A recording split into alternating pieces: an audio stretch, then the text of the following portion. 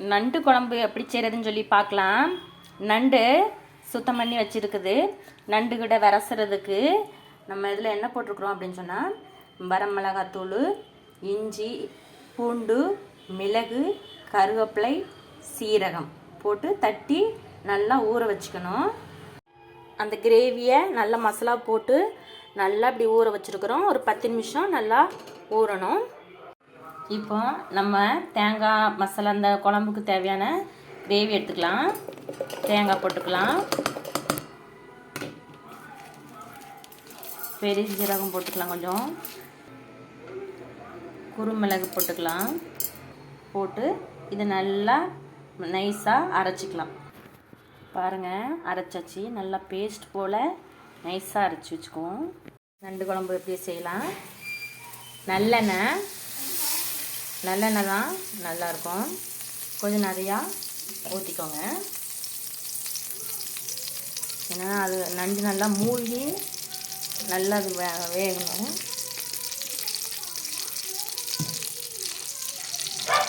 இது கூட 2 பெரிய சீரகம், 2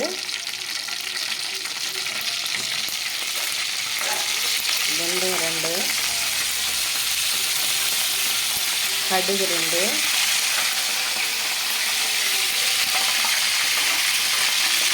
கருவேப்பிலை, அப்புறம் வெங்காயம்.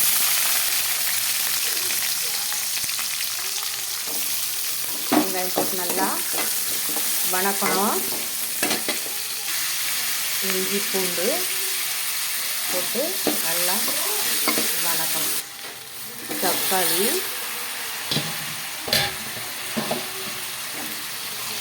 போட்டு நல்லா வணக்கணும். உப்பு 2 போட்டு வணக்குங்க, அப்போ தான் நல்லா வணங்கும். உப்பு, வரமிளகாய், மல்லித்தூள், மஞ்சள் தூள் போட்டு நல்லா வணக்கணும். இல்லாட்டா நம்ம குழம்பு மசாலா தூக்கி வச்சுருந்தா அதை போட்டு நல்லா வணக்கணும்.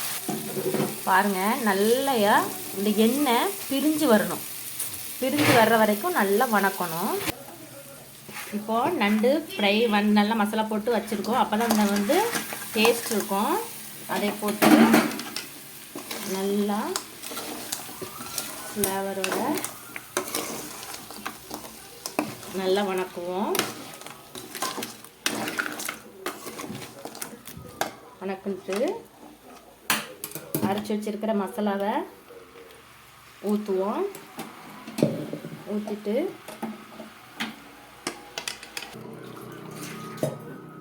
இப்போ நல்லா மசாலா போட்டு அதில் நல்லா களி தண்ணி ஊற்றி,